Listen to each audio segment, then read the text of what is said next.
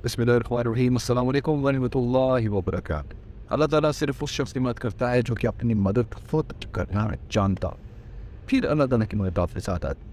और दूसरी बात यह है कि अगर आप अपने वक्त की रिस्पेक्ट भी करते तो आपके वक्त में बरकत भी बढ़ सकती। ये हो कैसे सकता है कि आप अपने वक्त को सही तरह से इस्तेमाल ना करते और फिर भी यह तवक्को करें कि आपके वक्त में बरकत हो, आपके रिस्क में बरकत हो।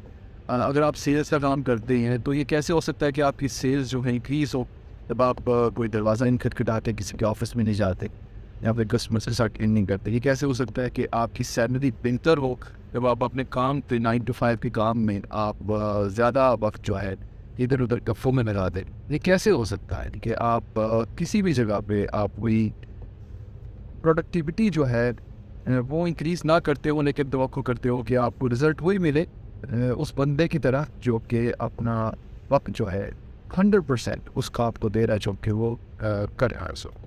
तो आपने अपने वक्त में, अपनी ज़िंदगी में, अपनी सेहत में बरकत, अगर आप चाहते हैं कि आपकी ज़िंदगी में बरकत आए तो आपको वो 3 मिनट करनी पड़े, शायद उनसे ज़्यादा जिनको आप देख के इंस्पायर होते हैं।